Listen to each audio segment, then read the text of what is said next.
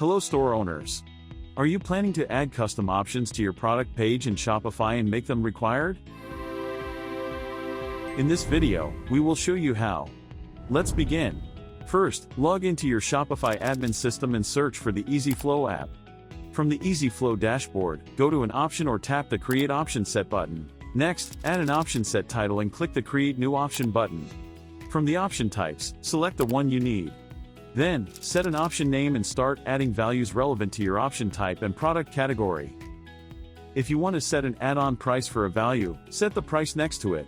Now, on the right side of this page, under Input Settings, you will find a checkbox to make this option required. Select the checkbox and save the changes. Your options will be added instantly and will be visible on the option set page. Now, let's add more product options and select if you want to make them required. For a product type and category, you can make multiple options required on the product page. If you need additional options and option sets, feel free to add them.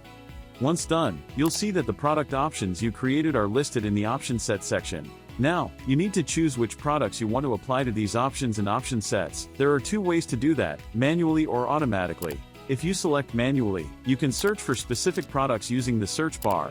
But, if you choose to add products automatically, you can select them by collection, product tag and vendor. For each way, the list of available products will appear. Select the list you want to add.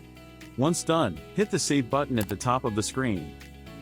After adding options and making them required for the selected products, visit the product on your Shopify storefront.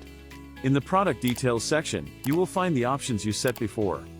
Here, the options with a star indicate that shoppers must choose a variant to make a purchase. And that's it.